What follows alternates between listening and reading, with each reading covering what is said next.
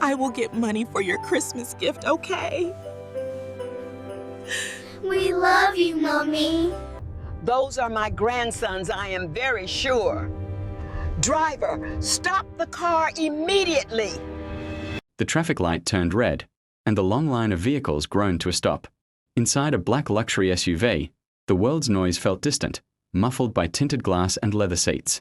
The woman in the back sighed impatiently, her mind on boardrooms and billion-dollar decisions, until something outside pulled her attention away. She glanced through the dark window. There, by the roadside, a poor woman Amara knelt on the dusty ground, her head bowed in quiet desperation. Beside her lay 4 identical toddlers. Their clothes were torn, their cheeks smudged with dirt, their tiny hands curled in hunger. An empty bowl sat near them, untouched. The billionaire's breath caught. Her fingers trembled against the glass as recognition hit her like a blow to the chest. Those eyes. That birthmark. The face of her lost son, reflected 4 times over. Her voice came out as a broken whisper. Those are my grandchildren. In that single moment, traffic became irrelevant. Money became meaningless. A past she had tried to bury rose up and demanded to be seen. 30 seconds at a red light had just changed 4 lives, and her own, forever. If stories that break hearts, heal wounds, and restore families move you, support this channel. Subscribe for more emotional stories, like this video to help it reach others, and comment to tell us where you're watching from. This story is only just beginning. Dawn slowly breaks over the busy city, the sky turning pale as the first sounds of morning rise, horns blaring, buses coughing to life, traders shouting prices they barely believe in. On the side of the road, where the city never truly sleeps, a young mother kneels on the cold ground. Her wrapper is thin and faded, her slippers worn down to nothing. In front of her, on flattened cartons she found the night before, 4 identical 4-year-old toddlers lie curled together like fragile birds. She watches them closely, afraid to blink. Carefully, gently, she rearranges them one by one. She pulls one child closer so his head rests on her thigh. She turns another so the dust won't blow straight into her face. Their bellies are flat and empty, rising and falling too fast for children so small. She presses her lips together to stop herself from crying. My babies. I know, she whispers. Just sleep small. Mama is here. One of the children sucks on a dirty thumb, the skin wrinkled and dry. She quickly removes it and wipes his hand with the edge of her wrapper. No, no, that one is dirty, she murmurs softly, forcing a weak smile as if he can understand her even in sleep. You will get sick again. Another child coughs weakly, a dry sound that makes her heart jump. She leans down immediately, rubbing the little chest in slow circles. Easy, easy, my love, she says, her voice shaking. Please don't cough like that. Mama will find medicine. I promise. Just not today, not yet. Dust rises as cars pass too close, covering everything in a fine brown layer. Without thinking, she lifts her wrapper and spreads it over their faces, shielding them from the dirt and the cold morning air. The cloth barely covers them all, but she adjusts it again and again, tucking it like a blanket the best she can. A woman walking past slows down and shakes her head. Why bring children to suffer like this? She mutters. The mother hears it. She always hears it. Her eyes burn, but she says nothing. She just pulls the wrapper tighter and whispers, I didn't plan this, please believe me. One of the toddlers stirs and opens sleepy eyes. Mama, the child whispers, voice thin with hunger. She bends quickly. Yes, my heart. Mama is here. I'm hungry, the child says, rubbing his eyes. Her throat tightens. She forces a smile. I know. Just a little more, okay? When the sun comes out fully, Mama will ask people. We will eat something, even if it's just bread. Another child wakes and sits up slowly. Mama, where is Papa? The question cuts her like a knife. She freezes for a moment, then pulls the child into her chest. Papa is watching you, she says softly, from a place where there is no hunger. He loves you very much. The third child starts crying quietly, not loudly, just the tired cry of a child who has cried too many times before. Mama, I'm cold. She gathers all 4 of them closer, wrapping her arms and cloth around them, rocking gently. I know, my angels. I know. Please forgive me. Please. Tears finally fall, dropping onto the dusty ground, but she wipes them quickly. She looks at their faces, 4 faces so alike, for lives depending only on her. Her voice breaks as she whispers, "I'm still here. As long as I'm breathing, I will not leave you." The city rushes past them, loud and uncaring, but on that small patch of cardboard, a mother fights quietly against the world, using nothing but love, a thin wrapper, and a promise she refuses to break. She met him on a day she almost didn't leave her house. The sun was hot, her slippers were worn, and she was tired of life asking for strength she didn't think she had anymore. He stood out immediately, not because of what he wore, but because of how gently he spoke. His voice was calm, respectful, and warm, the kind that made people feel safe without trying. His name was Daniel. They started talking in small ways. Short greetings. Simple smiles. One day he offered to help her carry a heavy bag. Another day he waited with her when the rain started falling suddenly. Slowly, without planning it, they began to look for each other. "You don't talk like people here," she once told him with a shy smile. He laughed softly. "Is that good or bad?" "It's kind," she replied. He liked that word. Kind. She didn't know at first that he came from money. He never talked about it. He ate the same food she ate. He sat beside her on wooden benches. He listened, really listened, when she talked about her dreams and her fears. When she laughed, he laughed like it was the most important sound in the world. One evening, as they walked slowly under fading streetlights, he stopped and said, "I need to tell you something." She felt her heart tighten. "What is it?" "My family is wealthy," he said quietly. "Very wealthy." She pulled her hand away gently. "Then why are you here with me?" He looked at her with honest eyes. "Because money never taught me how to breathe. You did."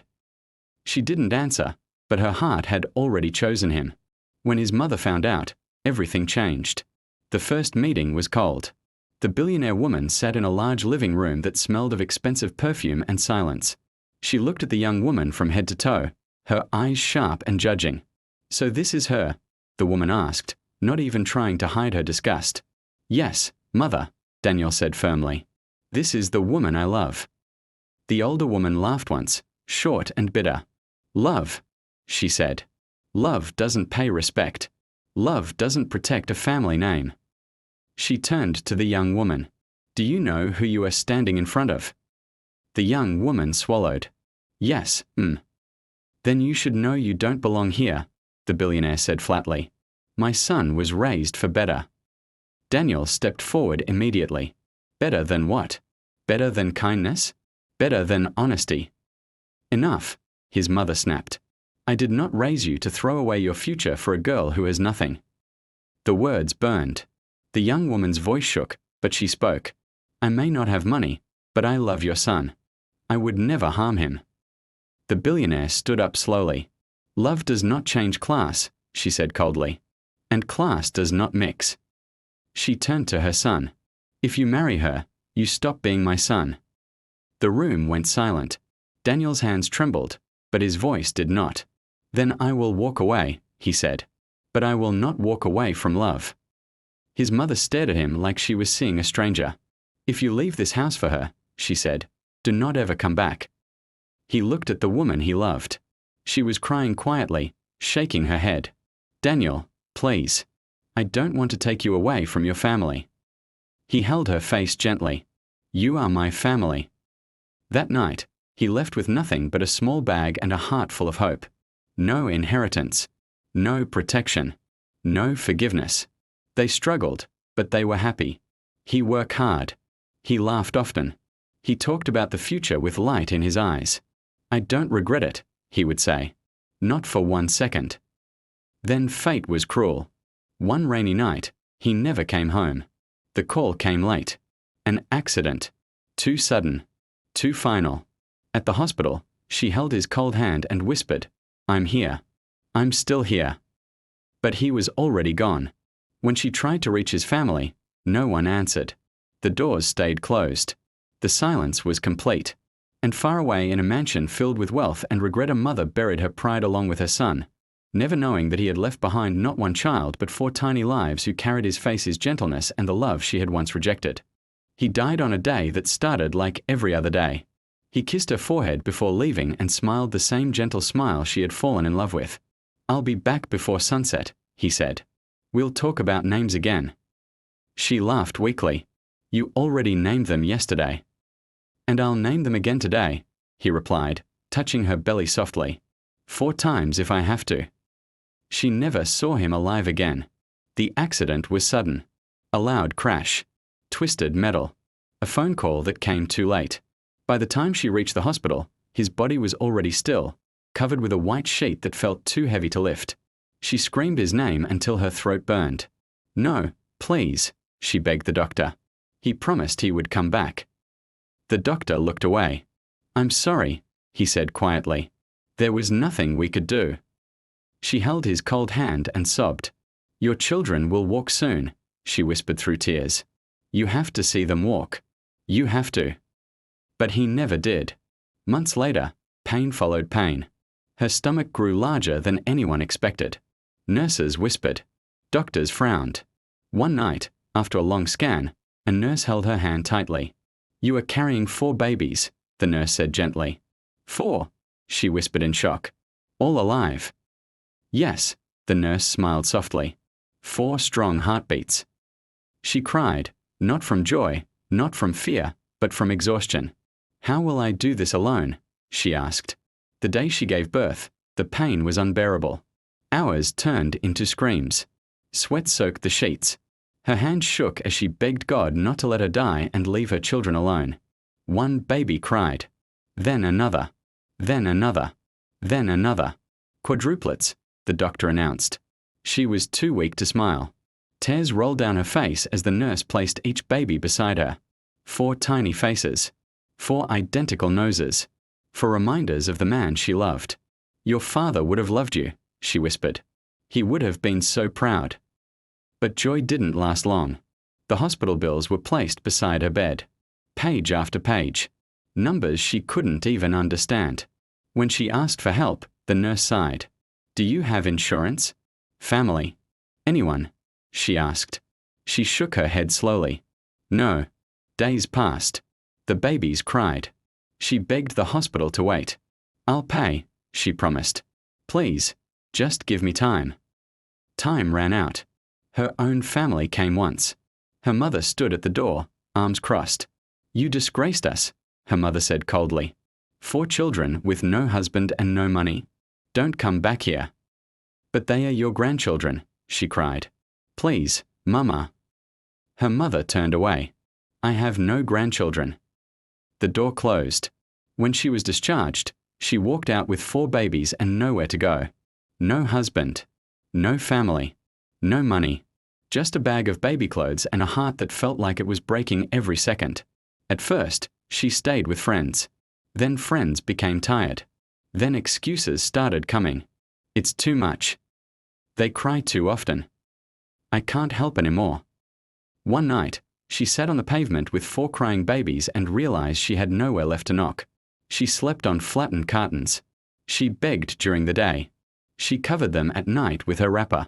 When it rained, she held them to her chest and whispered stories about a father they never met. Your papa was kind, she told them softly. He smiled like you. He loved like you. They grew, but hunger grew with them. By the time they were 4 years old, the streets had become their home. People passed. Some gave coins. Some gave insults. Some looked away. At night, when the city finally slept, she would stare at their faces and whisper, I'm sorry I couldn't give you more. She never knew that the man who died before seeing his children walk had left behind something stronger than money, for living pieces of his heart. And she never knew that the same blood that rejected him would one day stop in traffic, and finally see what pride had almost destroyed. The street was already awake when she sat down with her children. The sun was high now, and the noise of the city was louder, harsher. She placed the small bowl in front of her and pulled the 4 children close. They were tired, hungry, too young to understand why every day felt like a fight. People passed. Some looked at her and shook their heads. Others whispered loudly, not caring if she heard. Look at her, a man said to his friend. 4 children and no husband. Some women don't know shame. Her hands tightened around the edge of her wrapper, but she said nothing. Another woman walked past, lips curled in disgust. This is why girls should listen to their parents, she said. See the result. The children looked up at their mother, confused by the tone. One of them asked softly, "Mama, why is that auntie angry?" She forced a smile. "She's just tired, my love." A woman in expensive clothes stopped suddenly. She looked at the children, then at their mother. Her eyes were hard. "You think begging is a job?" she snapped. "Every day you sit here and disturb people." "I'm sorry, Ma," the mother said quietly, lowering her head. "Anything you can give will help." The woman laughed bitterly. She reached into her bag, pulled out some coins, and threw them at the ground, hard. The coins scattered, rolling into dust and gutter water. "There," she said sharply. "That's all you deserve." The sound of the coins hitting the ground made the children flinch. One of them crawled toward the money, but the mother quickly pulled him back. "Don't," she whispered, her voice breaking. "Don't pick it." The woman walked away, heels clicking loudly, leaving shame hanging in the air. Tears burned in the mother's eyes, but she wiped them quickly. She reached for the coins after the woman was gone, brushing dust off them quietly, her hand shaking. "Thank you," she whispered anyway, to no one. They moved closer to a small shop when the sun became too hot. The shade from the roof gave a little relief. One of the children fell asleep almost immediately. The shop owner noticed them and stormed out. "Hey, hey," he shouted. "Who told you to sit here?" She stood up quickly. "Please, sir," she begged. "Just for a few minutes." The son, "I don't care," he snapped. "You scare customers away. Carry your children and go." One of the toddlers started crying loudly. "Please," she said again, tears finally falling. "They are tired. Just 5 minutes." The shop owner pointed angrily down the road. "If you don't leave now, I'll call security." She bent down in a hurry, lifting one child, then another. Her arms shook as she gathered all 4. One slipper slipped off her foot, but she didn't go back for it. "I'm sorry," she whispered again and again. "I'm sorry." As she walked away, the children cried from hunger and fear. She held them tighter and whispered into their hair, "Mama is here. Mama is here." Behind her, laughter and insults continued. In front of her, the road was long and unforgiving.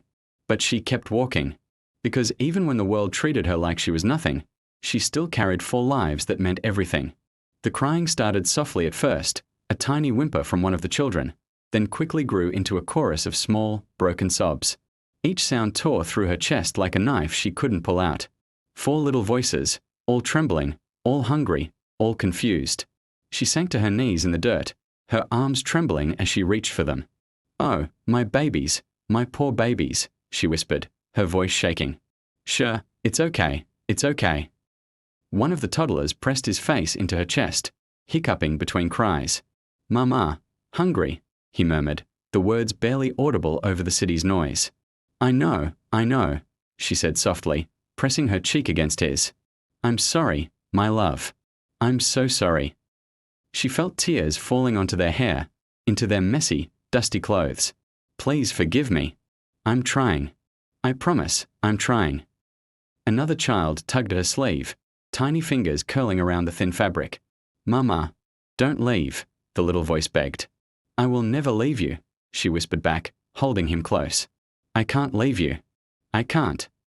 Her voice broke, and she buried her face in his hair, inhaling the faint scent of soap and dust, a smell that had become so familiar it both comforted and wounded her. The third child reached out, wrapping his arms around her waist with all the strength his small body could muster. "Mama, cold," he said softly, his teeth chattering from the morning chill. She shivered as she wrapped her wrapper around all 4 of them, trying to shield them from the wind, from the dust, from everything that seemed to want to hurt them.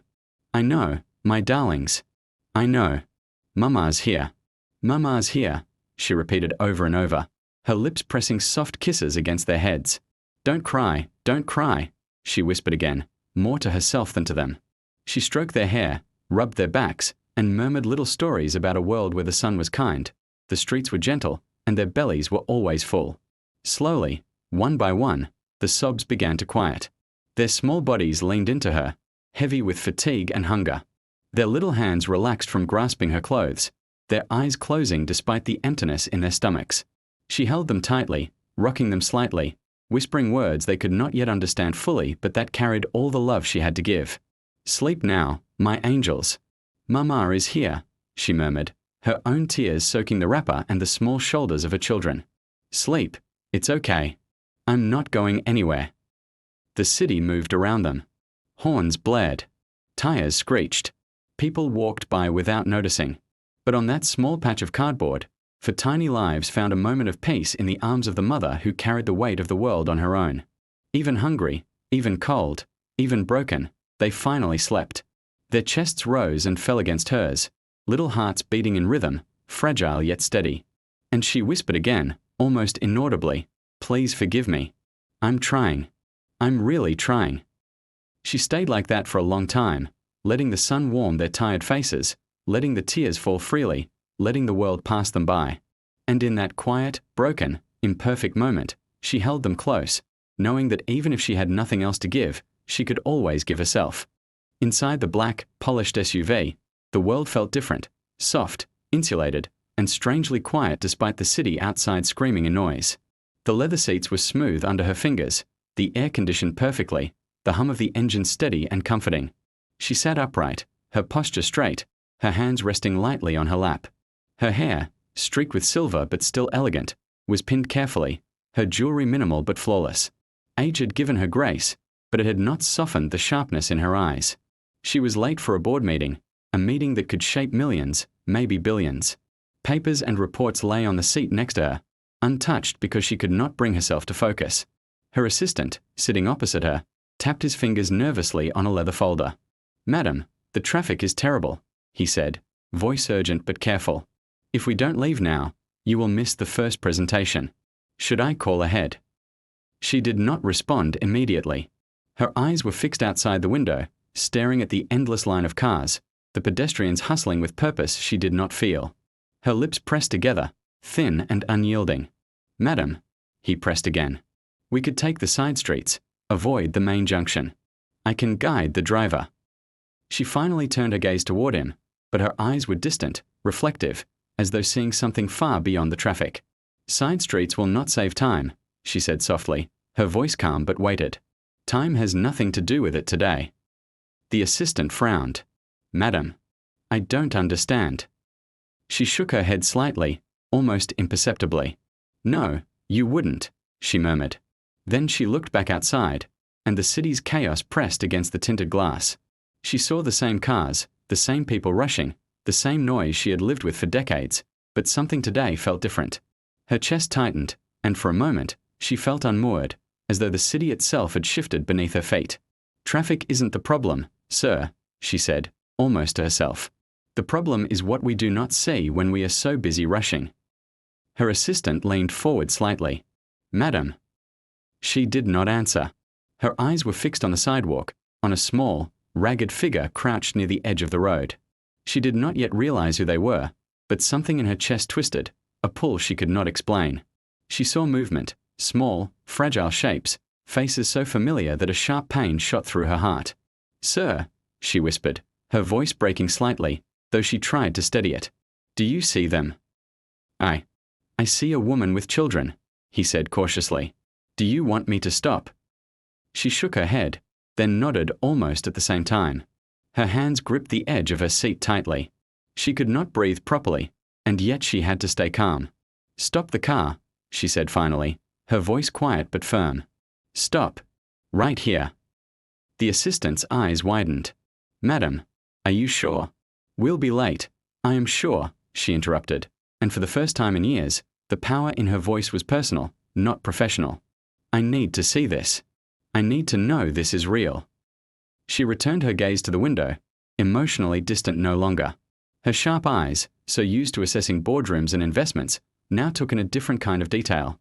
The torn clothes, the small figures huddled together, the fragile bodies that seemed impossibly light.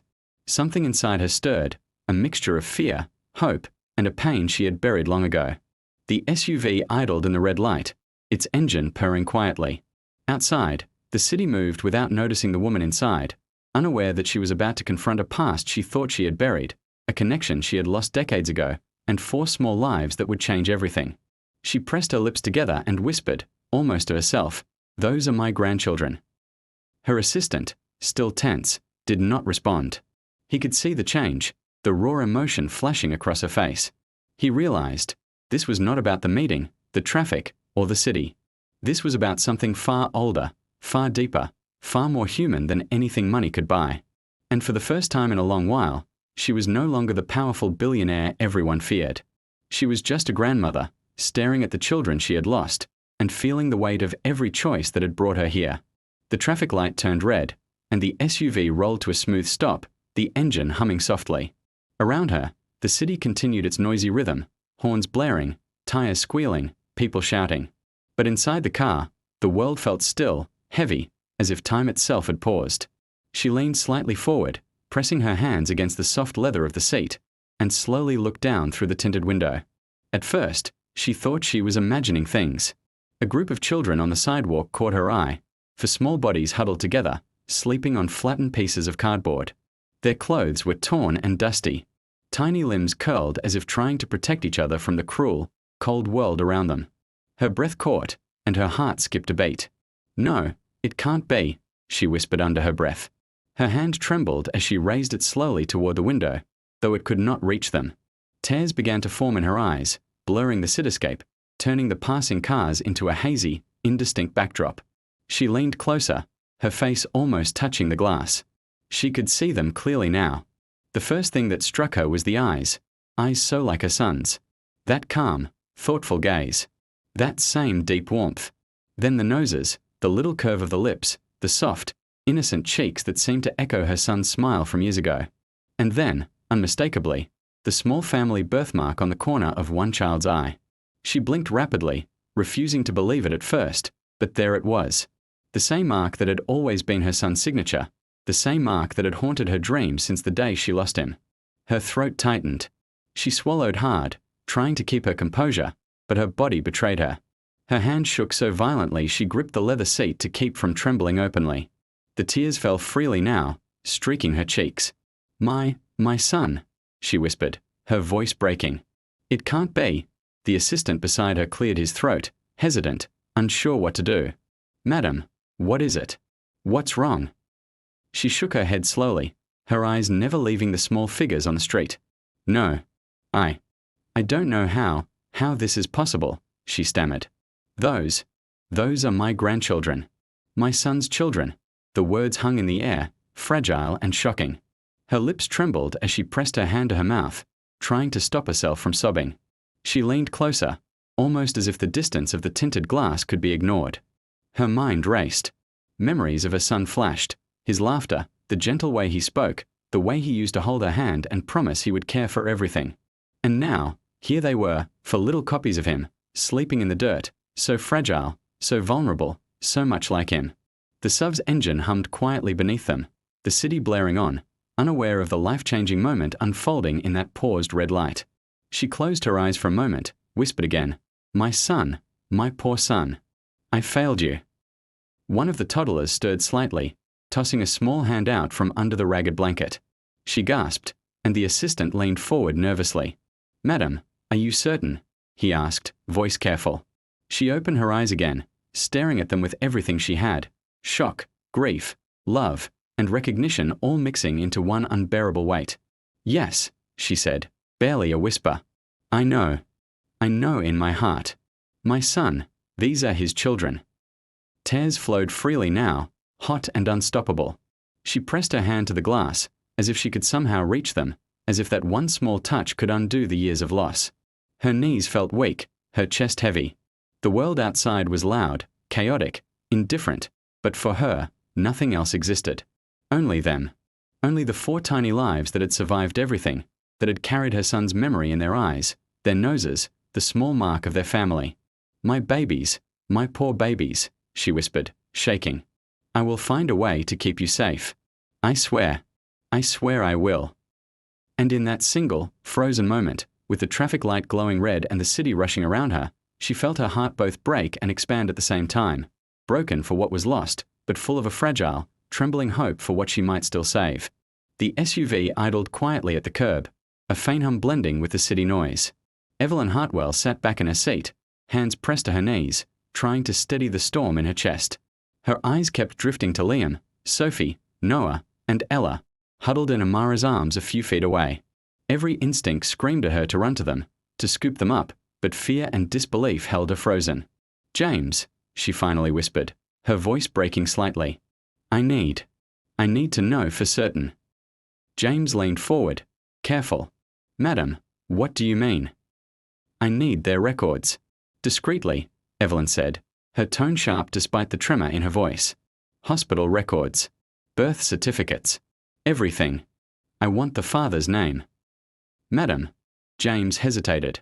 "Are you sure you want to do this here? People are watching. It could get messy." "I don't care," Evelyn said, her jaw tight. "Do it quietly. No one can know yet. Understand?" "Yes, madam," James said, already tapping at his phone. Hours passed.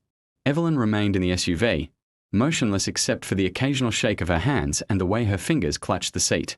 Her mind replayed every memory of Daniel, her son. His laugh, his gentle hands, the way he had fallen in love with Amara despite her disapproval. She had rejected him, disowned him, and now this could be her second chance, if it was true. The call came quietly into her phone, a soft beep she barely noticed at first. James's voice came through the earpiece, low and careful. "Madam, I have the hospital records. I've verified the birth certificates. The father's name, it matches your son. Daniel Hartwell." Evelyn froze. The word echoed in her mind like a drumbeat. Daniel, her son, gone. Her heart slammed against her chest. Her fingers dug into the leather of the seat, nails cutting faint crescent shapes into her palms. No, it can't be," she whispered. Her voice shook so violently she could barely form the words. It can't be real," James hesitated. "Madam, it's true. I double-checked. For children, all fathered by Daniel Hartwell, your son." Evelyn's breath caught. Her knees buckled slightly, and she leaned forward, pressing her forehead into her hands. The world outside the SUV disappeared. She could still see the children through the tinted windows, still hear the distant horns, but it all felt unreal. She slid the door closed behind her, locking herself inside. The silence was deafening. She buried her face in her hands, sobs shaking her whole body. Tears ran down her cheeks, hot and relentless. "Oh, Daniel, my poor boy," she whispered, her voice raw and broken. "I rejected you. I didn't believe in your love, and now I see your children, my grandchildren, and I wasn't there." She rocked slightly in her seat, unable to stop. Memories of Daniel flooded her, the day he had told her about Amara, the hope shining in his eyes, the moment she had turned him away with cold words. I disowned you, and you loved her anyway," she cried. James waited quietly in the driver's seat, unsure if he should speak. Finally, in a soft voice, he said, "Madam, you still have time. You can do the right thing now. You can save them." Evelyn lifted her head slightly, bloodshot eyes meeting his. "Save them?" she whispered hoarsely. "James, they're my son's children, 4 of them. And he's gone. I should have been there. I should have protected him. Protected them." She pressed her forehead to the seat again. The sobs came harder now, shaking her shoulders. "I failed Daniel. I failed my son. I failed them. I failed them all." James hesitated, then finally spoke again, his voice gentle. "No, madam. You can make this right now. You found them. You saw them. You can." Evelyn shook her head violently. "It's too late. Too late. I couldn't save him. I couldn't even save myself from losing him. And now, these children," her voice broke into a choked whisper. "My grandchildren. They don't even know me. And I don't know how to reach them without terrifying them." Her hands clutched her face as sobs tore through her again. "Oh, Daniel. I'm so sorry. I am so sorry." For a long while, she remained there, alone with her grief, rocking gently in the quiet luxury of the SUV. Outside, the city moved on, indifferent to the private storm inside. But for Evelyn, the truth had struck like lightning. Her son's children lived, and the weight of her failure, her regret, and her love pressed down on her all at once. And somewhere deep in that grief, a small spark began to glow, a fragile hope that maybe, just maybe, she could save them, and in doing so, honor Daniel's memory. The sound of sirens grew louder before anyone could fully understand what was happening. Within moments, Two uniformed officers stepped onto the corner, their polished boots clicking sharply on the asphalt. The city had started to notice. Curious pedestrians paused, their faces turning toward the small group on the street. Evelyn Hartwell, still seated in her SUV, watched silently, her heart tightening as the scene unfolded. Amara's eyes widened in pure panic. She had been holding the children tightly, but now she hugged them even closer, wrapping her arms around each tiny body like a shield. Liam clutched her shoulder, Sophie buried her face in Amara's chest, Noah whimpered softly, and Ella started to fuss. One of them, Liam, began to cry loudly, a high, wailing sound that pierced the air. "Please, please don't take my children."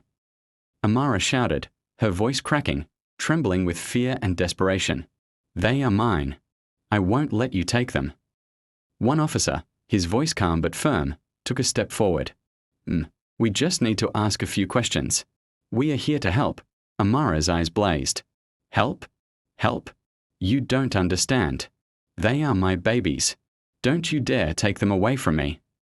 She pressed her face against Liam's head, rocking him gently but tightly. Her body was shaking, her knees almost giving out. The crowd had started to gather, drawn by the commotion. Some whispered to each other. Others stared openly, curiosity and concern mixing on their faces. A few people murmured, "Poor woman, for children, oh my God," while others shook their heads. The second officer said, his tone gentler. "We just need to verify who the children belong to. No one is going to take them from you unfairly. We want to make sure they are safe." Amara's face twisted with fear and anger. "Safe? Safe? My children are safe with me. I've kept them alive every day of their lives. I've gone hungry, I've begged, I've fought for them." Her voice cracked, and tears rolled down her cheeks. "I've done everything. Everything. And now you come here like I don't matter." Liam wailed even louder, twisting his small body in her arms. Sophie and Noah sniffled, pressing against her chest. Ella whimpered softly. Amara's heart felt like it was tearing in two. "Sure, it's okay, my loves," she murmured, rocking them gently. "Mama's not going to let anything happen. I won't let them take you." Evelyn, still seated in the SUV, watched the scene unfold, her chest tightening. She saw the raw, unfiltered love in Amara's eyes, the way she pressed the children against her, how every movement was protective. Her own heart ached with a mix of grief and shame. She had disowned her son, Daniel, years ago. Now she realized that his children, the living pieces of him, were here, and she had been waiting too long to reach them. The officers looked uneasy, unsure how to proceed. One whispered to the other, "This woman, she's terrified." Amara shouted again, louder this time, her voice breaking through the hum of the city. "I am their mother. I won't let you take them. Please, please don't take my children." The crowd began to murmur, some stepping closer, watching in silence. The tension was thick, almost suffocating. Every heart in that small corner of the street seemed to beat in unison with the cries of Liam. Evelyn finally stepped out of the SUV fully this time. Her polished heels clicked softly against the pavement as she approached slowly, hands raised slightly. "Please," she said, her voice trembling. "I am not here to hurt you. I only want to help." Amara froze, clutching the children tighter. "Who are you? Don't come near us." I am Evelyn Hartwell," the billionaire said, voice quivering. "I am your children's grandmother. I only want to protect them." The words hung in the air. The officers paused, unsure how to act. The crowd leaned in, some whispering, some gasping. Amara's grip on the children loosened just slightly, not because she trusted Evelyn, but because she was confused, terrified, and desperately searching for any hint of hope.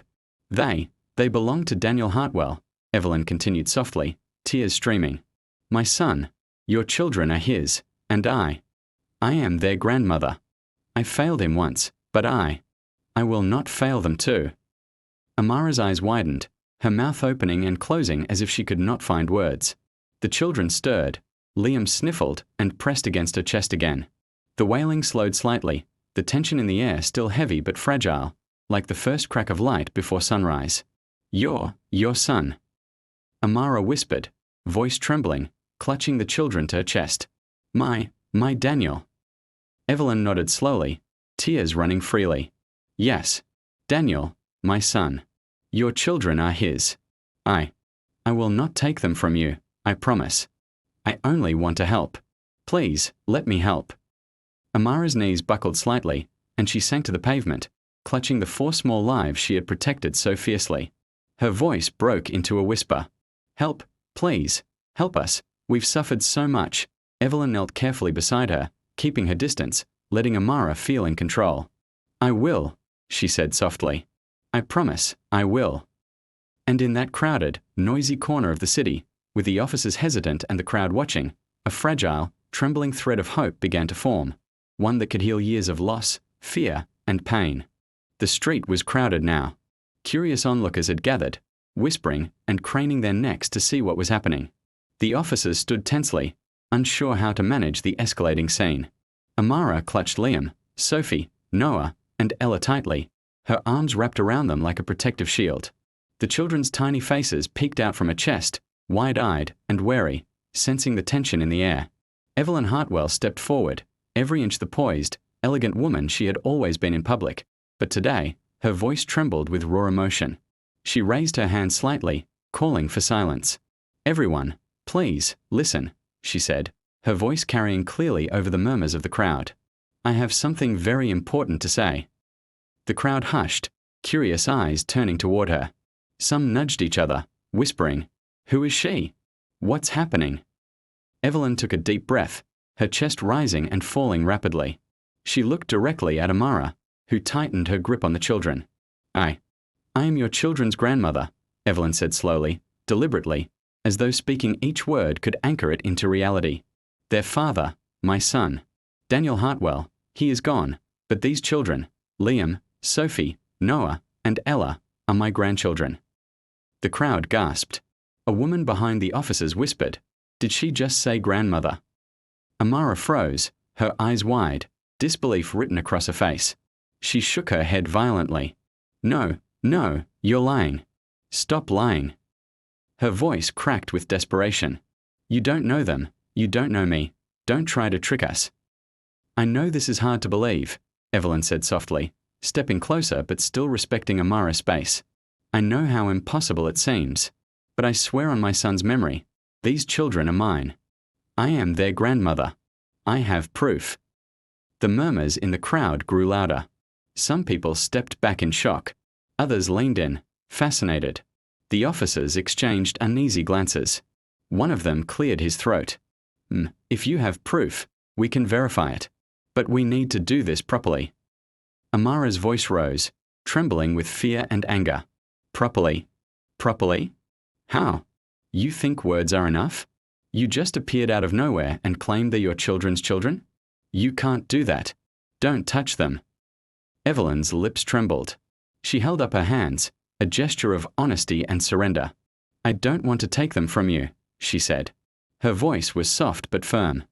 I only want to protect them. To help you, to honor my son. I know you don't believe me. That's fair. I would be skeptical too. The crowd was silent, waiting for the next words. Evelyn reached into her designer handbag and pulled out a document folder, holding it gently. I have hospital records, birth certificates, everything verified. The father's name appears, Daniel Hartwell.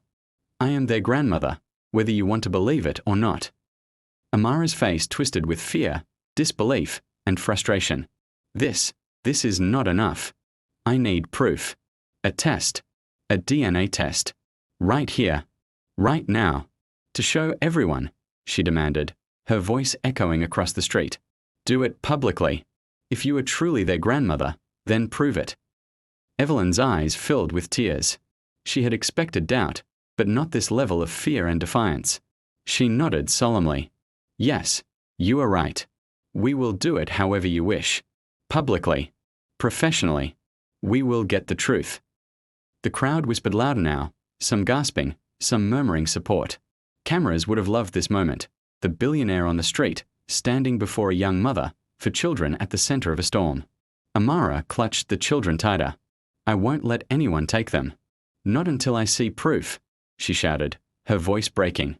Liam cried softly in her arms, reaching for his mother, while Sophie and Noah pressed closer, and Ella whimpered. Evelyn took a step closer, kneeling slightly so she was nearer the children. Her hand shook. I will wait. I will not touch them. But I will not leave. I am their grandmother. I will do whatever it takes to prove it. An officer spoke into his radio, quietly arranging for a DNA test to be conducted immediately. Another whispered instructions to ensure Amara's cooperation and the children's safety. Evelyn stood, her polished heels clicking softly on the pavement, looking at the children, then at Amara. Her voice was a whisper filled with both desperation and hope. Please, just wait with me. We will know the truth soon. The children stirred slightly, sensing the tension around them. Liam sniffled and looked up at Amara, still clinging tightly. Amara's arm shook as she held him close. The crowd leaned in, buzzing with curiosity. Everyone could sense the weight of the moment. A billionaire, a desperate mother, for tiny children, and the memory of a son lost too soon. And then came the final, heavy, unspoken truth hanging in the air. The DNA results had not yet arrived. Evelyn's hands shook at her sides. Amara's grip on the children was still tight. The officers watched, the crowd whispered, and for a moment, the world seemed to hold its breath. Would the billionaire truly be their grandmother? Would Amara ever trust her? And most importantly, would the children finally find the family they had lost before their eyes? The results were pending, and the suspense hung like a thick fog over the street, leaving everyone waiting, hearts pounding, breaths held. The corridor of St. Mary's Hospital was quiet, almost eerily so, the fluorescent lights humming softly overhead. The smell of antiseptic hung in the air, mixing with the faint scent of flowers in a corner vase. Evelyn Hartwell walked slowly, her polished heels clicking against the tiles. Her hands were clasped tightly together in front of her, her knuckles white. Every step felt like a heartbeat, heavy and urgent at the same time. Beside her, James, her assistant, stayed close, his expression tense. "Madam, the test results should be ready soon," he whispered. Are you sure you're ready for this?" Evelyn swallowed hard. Her throat was tight, her chest heavy. "I've waited too long," she murmured. "I need to know. I need to see them. Confirmed. My son's children, my grandchildren." At the far end of the corridor, Dr. Matthews, a calm and professional man, emerged from a side office, holding a folder. He looked at Evelyn gently, his expression serious. "Mrs. Hartwell, the DNA results are conclusive. They are your grandchildren." Evelyn froze. Her hands flew to her face, pressing against her eyes, but tears had already begun to fall, hot and unrelenting. Her knees buckled, and she sank onto the nearest chair, body shaking. "No, no, no," she whispered, her voice breaking. "Oh, Daniel, my poor boy, my babies." James knelt beside her, gently placing a hand on her shoulder. "Madam, it's true. They're yours. You can hold them. You can be with them now." Evelyn shook her head, unable to speak, unable to breathe properly. Her sobs came in uncontrolled waves, her entire body trembling. Nurses nearby approached quickly, one handing her a soft tissue, another gently rubbing her back. There, it's okay, Mrs. Hartwell," one nurse said softly. "It's a beautiful moment. Breathe. Let it out." Evelyn's tears flowed freely, streaking her cheeks. I can't believe it. I thought I lost them. I thought I failed. I failed my son. Oh God." Her voice cracked, choking on her grief and relief all at once. At the far side of the corridor, Amara had been watching from a few steps back, holding the quadruplets carefully in her arms. Her own legs trembled. The weight of the past weeks, the hunger, the fear, the endless fight to keep her children alive, caught up with her. Her grip on the children loosened, and suddenly, her knees gave out. "Oh, no," Amara gasped. I can't. She collapsed, fainting into the waiting arms of a nurse who had rushed to her side. Liam whimpered, and Sophie and Noah sniffled. Ella's soft cries echoed in the corridor. Evelyn's eyes, red and swollen, caught sight of Amara on the floor, and she scrambled to her feet, moving closer. "Amara!" Evelyn cried, her own sobs racking her body. "Amara, please, don't be afraid. They are safe. I promise, they are safe." The nurses quickly helped Amara lie down on a nearby bench, gently brushing her hair from her face. "She's just overwhelmed," one whispered. "It's too much at once."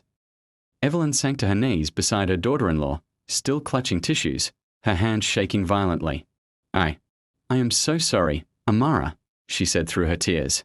I failed, Daniel. I failed you. But I will make this right. I swear to you. I will protect them. I will never let anything happen to them.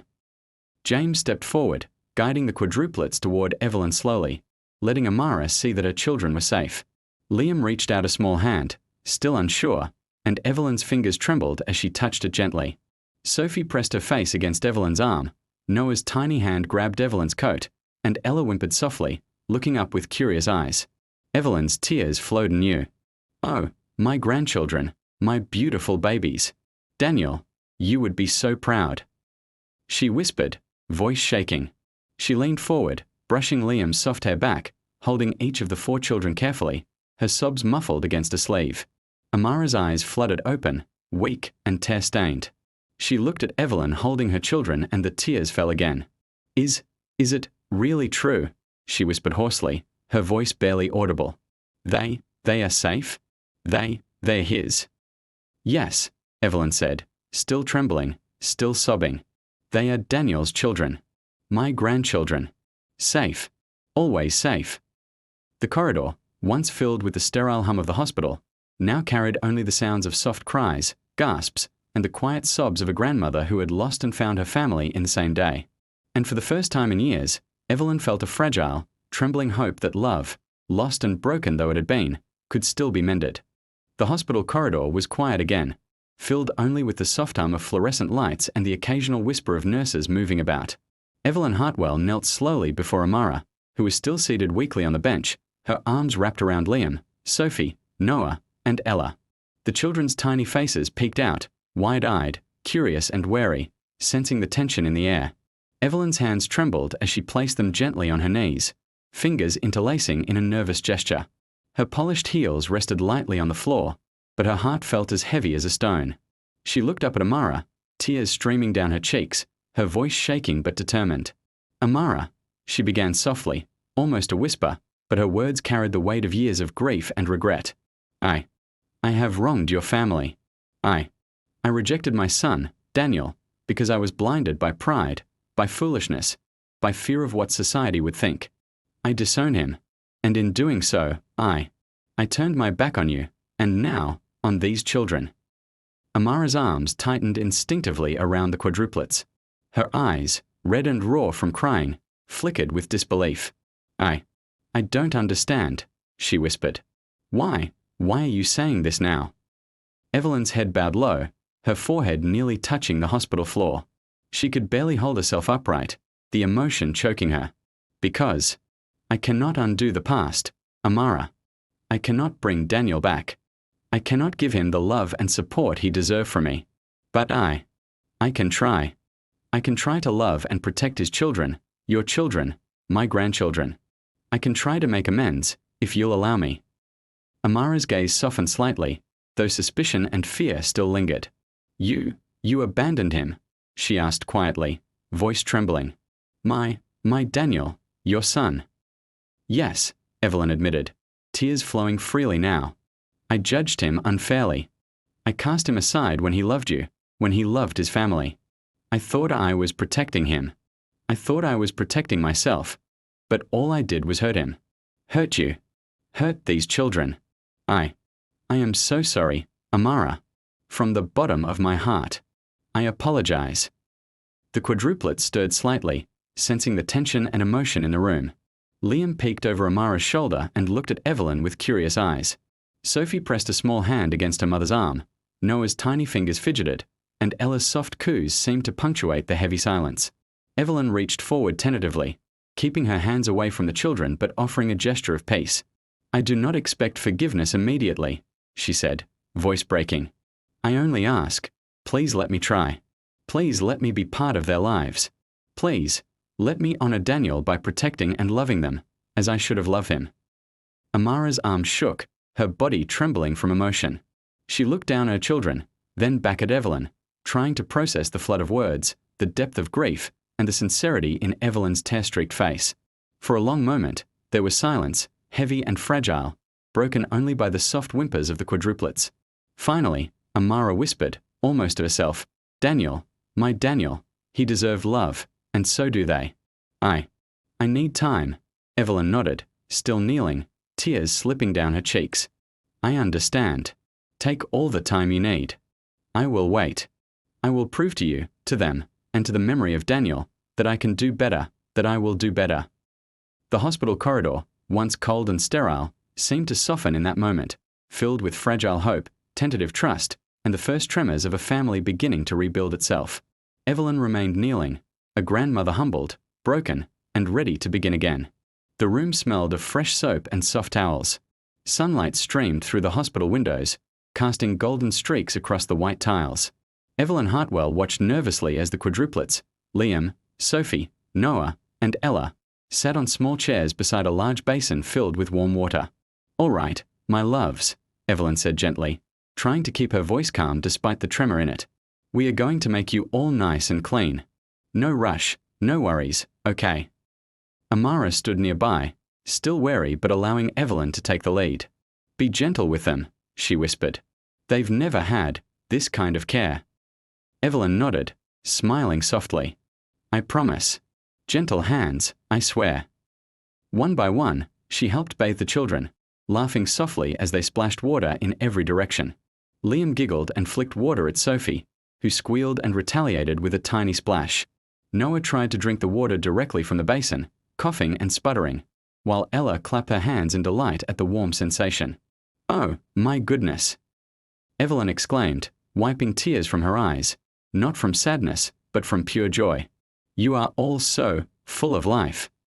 After the bath, the children were dressed in new clothes, soft cotton shirts, tiny trousers, and bright dresses that shimmered in the sunlight. Evelyn couldn't help herself. She ran her hands gently over each child's hair, smoothing it softly. "You look incredible," she whispered. "My grandchildren, finally clean and bright like little stars." Then came the meal. Plates of colorful, freshly prepared food were brought in, along with cups of juice. The children eyed everything suspiciously at first, but soon their curiosity took over. Liam took a spoonful of rice and smeared it on the table instead of eating it. Sophie dipped a piece of chicken in juice, tasted it, then shook her head and reached for a sachet of water instead. "I want this. I want this," she said, pointing at the small water sachet, completely ignoring the fancy juice offered. Noah picked up a spoon, scooped up a mound of food, and instead of putting it in his mouth, flung it across the room. A piece of chicken landed squarely on the edge of the table. Evelyn gasped, then couldn't help but laugh, the sound light and melodic, breaking through years of sadness and grief. "Oh, my goodness," she said, doubling over slightly, tears of laughter in her eyes. "You are impossible. Absolutely impossible." Amara watched from her chair, a small smile forming despite the exhaustion etched on her face. Even she had to laugh at the chaos, the water dripping on the floor, the children giggling and arguing over spoons, the occasional food flung in random directions. One of the nurses shook her head, smiling. "They are little hurricanes, madam. And you handled that better than I expected." Evelyn laughed again, a full, unrestrained laugh she hadn't felt in years.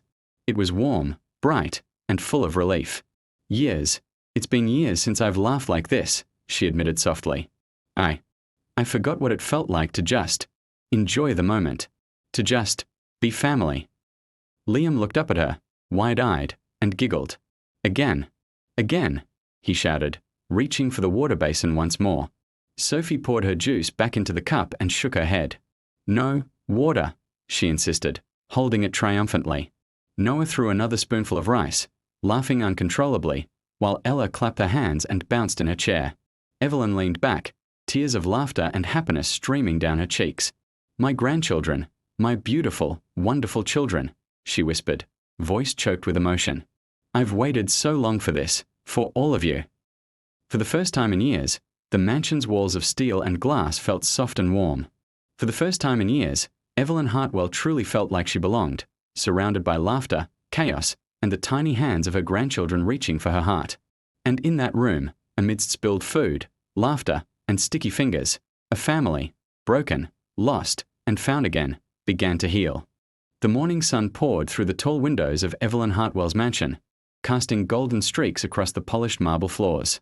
The house, once so quiet and ordered, now echoed with the sounds of tiny feet pounding across the hall.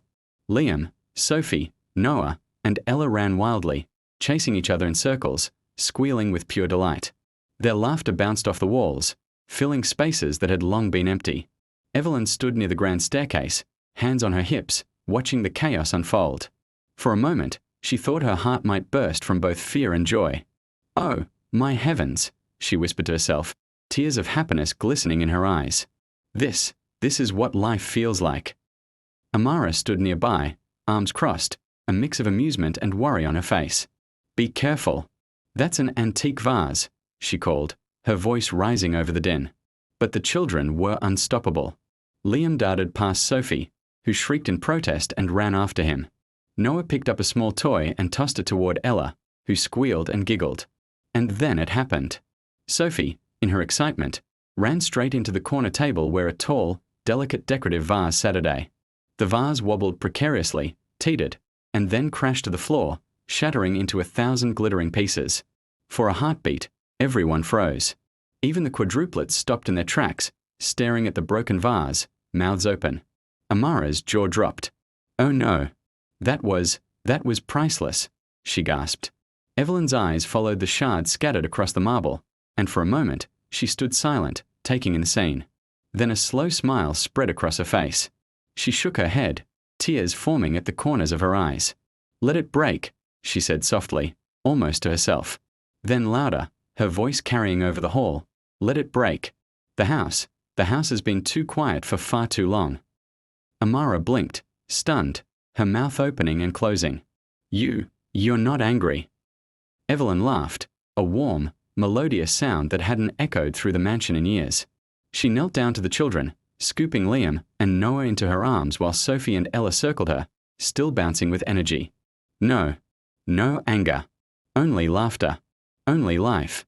This is what it's meant to be. Chaos, noise, happiness. Not empty hallways and cold silence. Liam giggled, hugging her neck. "Again, Grandma. Again." Sophie grabbed her hand, tugging at her sleeve. "Clean up later. Play now," she demanded, eyes sparkling. Amara couldn't help but laugh through her shock. "I can't believe you're saying that," she said, shaking her head. "A broken vase, and you're happy." Evelyn nodded, tears of laughter running down her cheeks. "Yes. For years this house has been quiet, perfect, and empty. But now it's alive.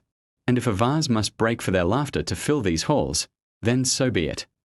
The quadruplets squealed with delight, chasing each other around the shards, unaware of the value of what had been lost but fully aware of the joy they had created. Evelyn laughed again, a full, unrestrained sound, the house finally feeling like home. And in that moment, amidst broken porcelain and tiny feet racing across the floors, Evelyn Hartwell realized that chaos, laughter, and the sound of little voices were far more precious than any priceless vase ever could be. The courtroom was silent except for the soft shuffle of papers and the quiet murmurs of onlookers. Amara Johnson sat in her chair, her hands clasped tightly in her lap, the quadruplets, Liam, Sophie, Noah, and Ella, sitting close beside her. Their small fingers curled around hers, seeking reassurance and comfort. Across the room, Evelyn Hartwell sat tall but tense, her hands folded neatly, her eyes fixed on the judge at the front of the room. The judge, an older man with kind eyes, peered over his glasses at both women. "We are here to discuss the guardianship and custody of the 4 minors," he began. "It is clear from the records, testimony, and DNA evidence that these children are the biological grandchildren of Mrs. Evelyn Hartwell and the children of Ms. Amara Johnson. This court's priority is the welfare and stability of the children." Amara swallowed hard, her heart pounding. She looked down at the children, brushing Liam's messy hair from his forehead. Please let them stay with me," she whispered softly, barely audible. I just want them safe." Evelyn's eyes softened as she watched Amara. She had spent months earning the young mother's trust, proving she would never try to take the children away unfairly. "Your Honor," Evelyn said gently, her voice steady but full of emotion. "I am their grandmother. I want to love them, protect them, and guide them. But I also understand that Amara has been their mother and protector from day one. I do not wish to replace her. I wish to join her. Joint guardianship, if the court allows, so that both mother and grandmother can care for them." The judge nodded thoughtfully. "This seems the most equitable solution. Ms. Johnson, do you agree?" Amara hesitated for a moment, studying Evelyn's tearful but sincere face. She looked at her children, all small hands and trusting eyes. Finally, she nodded. Yes, she said softly, voice shaking. I agree. Joint guardianship. Yes. As long as they are safe. Very well, the judge said, smiling gently. The court hereby grants joint guardianship. Ms. Johnson will continue to care for the children, and Mrs. Hartwell is recognized as co-guardian with full legal rights to act in their best interest. Furthermore, Mrs. Hartwell may formally adopt them as her grandchildren, ensuring their legal status and inheritance rights. Amara's eyes filled with tears, and she pressed her cheek against Liam's soft hair. Thank you, she whispered, choking back sobs. Evelyn stood slowly, her own tears streaming freely. She approached Amara, kneeling slightly to be closer to the mother and children. I promise, Amara. I will never overstep. I will love them as Daniel would have wanted. I will honor him in everything I do. Amara looked into Evelyn's eyes, searching for any hint of deceit but finding none. She nodded slowly. I believe you. I want them to have you in their lives, if you truly mean it. Evelyn smiled through her tears. I do. I swear it. From this day forward, we are family, fully, completely. Together. The quadruplets, sensing the joy and relief, began to giggle and squirm in their seats. Liam crawled into Evelyn's lap, Sophie pressed her small hand into Amara's, Noah leaned against Evelyn's arm, and Ella clapped her tiny hands in excitement. Their laughter filled the courtroom, breaking the formal silence, and a few onlookers smiled at the joyful chaos. Your Honor, Evelyn said softly, glancing at the judge. Thank you for allowing us this chance. For giving us a family. The judge nodded warmly. The law may guide us, Mrs. Hartwell, but it is love that binds families. Today, this family is united. Outside the courthouse, sunlight spilled across the steps.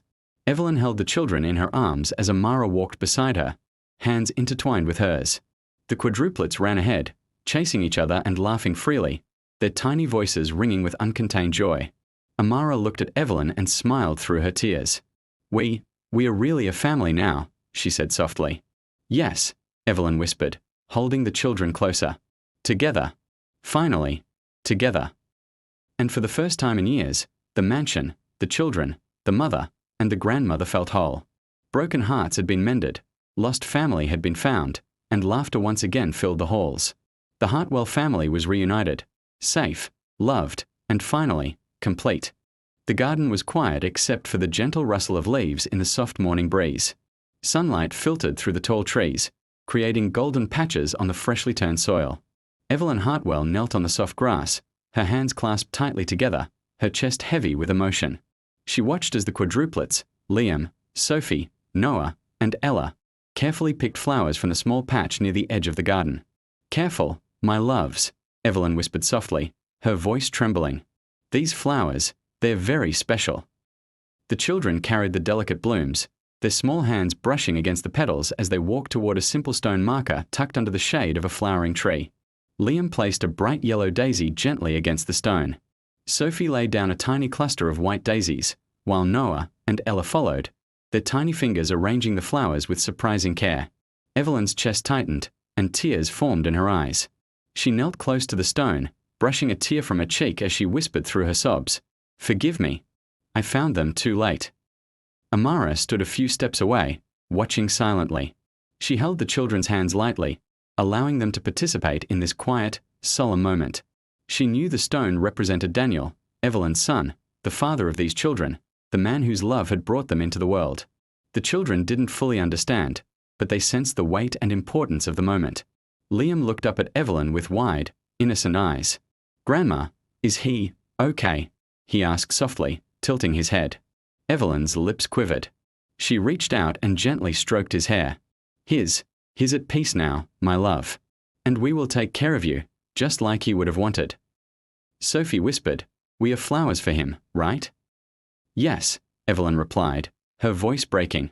These flowers, they're for him, to remember him. And to show him, we are safe. We are loved.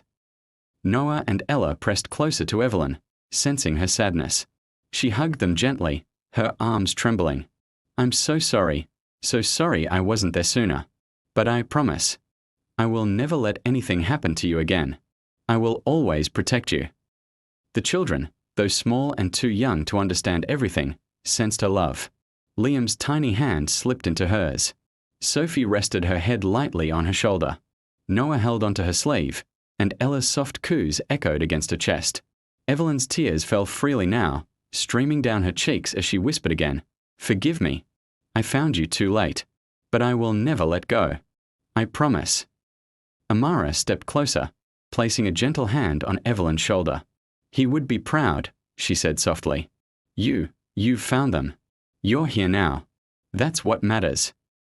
Evelyn nodded, still kneeling, her tears mixing with the soil under the flowers. The sunlight caught her hair, and for the first time in years, there was a hint of peace in her eyes. Around her, the children laughed softly, arranging the flowers, their tiny fingers brushing the petals, filling the garden with innocent joy.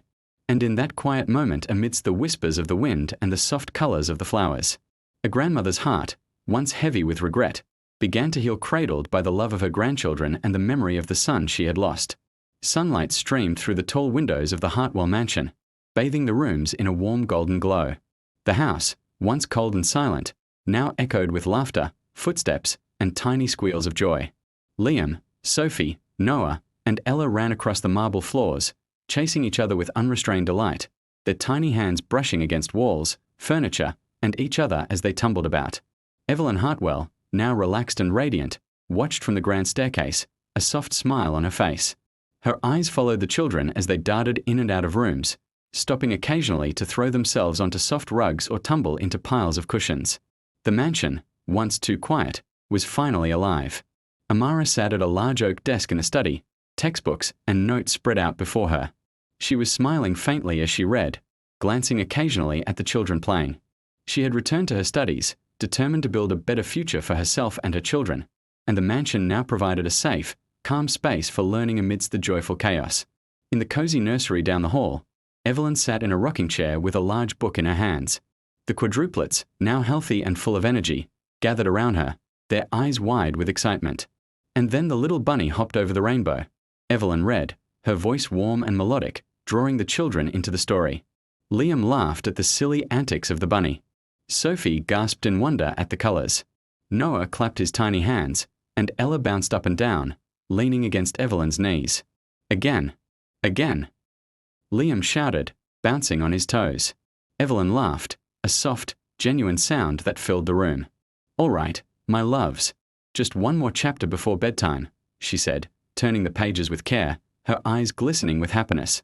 Amara peeked into the room, smiling softly. "They love you, you know," she whispered to Evelyn. "You're the best grandmother they could have." Evelyn looked at Amara, her eyes warm and grateful. "And you've given me the chance to be part of their lives, to make up for lost time. I'm so thankful for you, for trusting me." Amara blushed faintly, glancing at the children who were now snuggled against Evelyn, listening intently to the story. I didn't know if I could," she admitted softly. "But seeing them happy, hearing their laughter, I'm glad you're here." The mansion was alive with sound now, giggles echoing through the hallways, the soft shuffle of little feet, and the occasional squeal of joy as Liam tried to tickle Sophie, who retaliated with a gentle push. Evelyn read on, letting her voice rise and fall with the story, while the children listened, utterly captivated. Later, as the sun began to dip behind the trees outside, casting long shadows across the polished floors, Amara closed her books and joined Evelyn in the nursery. The children clambered onto both women's laps, snuggling in, tired but content. Evelyn kissed Liam's forehead and whispered softly, "Sleep well, my loves. Mama and Grandma are here. Always." Amara brushed Sophie's hair from her face and whispered, "Yes, always. We are your family. Forever." The house, once broken and empty, was now filled with warmth, love, and laughter, a home rebuilt not just of bricks and marble, but of hearts healed, trust regained, and the joyous bond of a family reunited. For the first time in years, Evelyn Hartwell, Amara Johnson, and the quadruplets felt truly whole. And as the children drifted off to sleep that night, warm and secure, the sound of gentle giggles and whispered stories lingered, promising a lifetime of love, joy, and togetherness.